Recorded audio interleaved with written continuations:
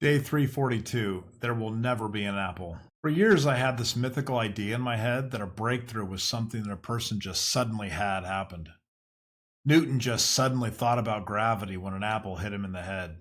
Edison suddenly realized that filament needed to be in a vacuum to not burn out from debris and other disruptions in the air. Ben Franklin had an epiphany while flying a kite during a lightning storm. We seem to have built up this cult of false and misleading myths about how famous inventors came up with something revolutionary. Naturally, I believed that. So most of my young life, I was waiting for one of these great ideas to come down from the heavens and knock me in the head. I've learned since that time that this just does not happen by accident. Effectively, there never will be an apple hitting me in the head. The real story of the apple. Which, by the way, much to my dismay, I learned later in life that this whole apple hitting Newton in the head was a made-up story all along.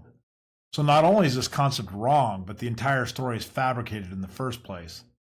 The story can be traced back to Newton's own account, shared much later in his life. In 1726, Newton told William Stukeley, one of his biographers, about the moment he formulated his ideas on gravity. Newton recalled that he was sitting in his garden when he saw an apple fall from a tree, which led him to wonder why apples fall straight down to the ground rather than moving in another direction. Later, this tale would morph into a fanciful scenario of Newton getting bonked in the head and then having a sudden epiphany. This child's tale teaches the wrong lesson, although it's fun to imagine. There never really is a light bulb moment. The reality is that no discovery happens this way. They all happen through an accumulation of effort and research, and somewhere along the way, the person bumps into a successful formula, consideration, or combination that has a relevant and meaningful application. The part of the story of Newton that should be emphasized is after he had this wonder, this curiosity, and the amount of hard work put into trying to discover a theory that could make sense of this phenomenon. Edison was just not walking around one day and pop, the light bulb idea came into his head. He already knew voltage would cause the wire to glow, and he knew this could be a light source, much like the gas lamp.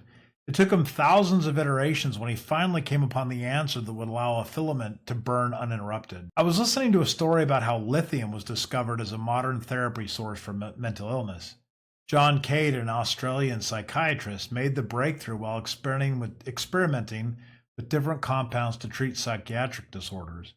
Cade found that lithium salts had a calming effect on guinea pigs and later tested it on patients with mania, observing significant improvements. This was somewhat by accident. His original theory was that there was a substance in urine that would identify what was causing bouts of mania. He had observed during a prison camp he was held in World War II that inmates would calm down after urinating, so he suspected that they were excreting an overload of something that was causing these episodes. It was his attempt to emulsify urea that led to this discovery. Lithium salt can aid in the process of emulsification, which led him to this remarkable find. Even in this medical discovery, the scientist was engaged in a significant and disciplined study of a problem domain. That led to the discovery, not just a sudden accidental trip on the sidewalk or a bump on the head. I've often wondered why we emphasize the sudden discovery or the rise to fame based on only luck and circumstance. We pretend that this is true, when most of the time it is not.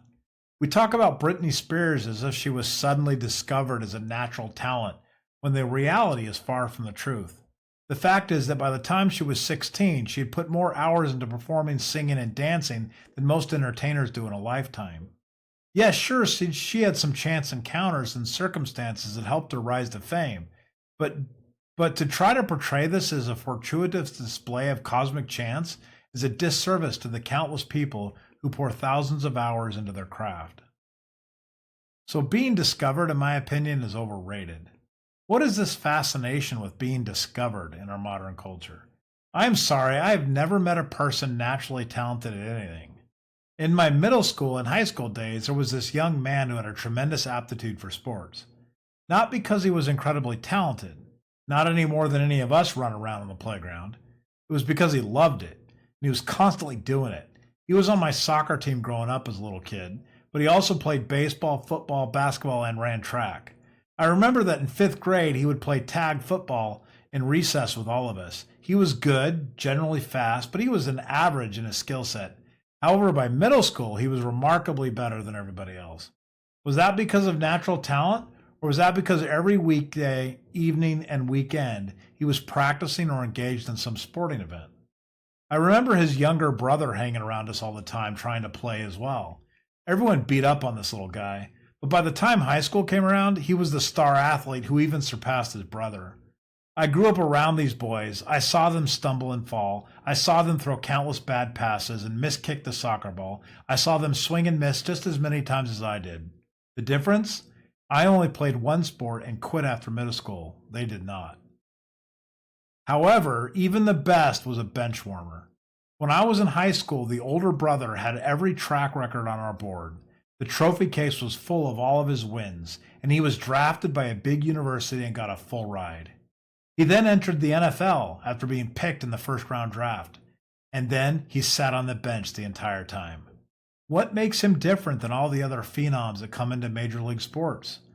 Physical attributes probably play a factor, circumstance and luck probably, but most of the time it is just who works the hardest.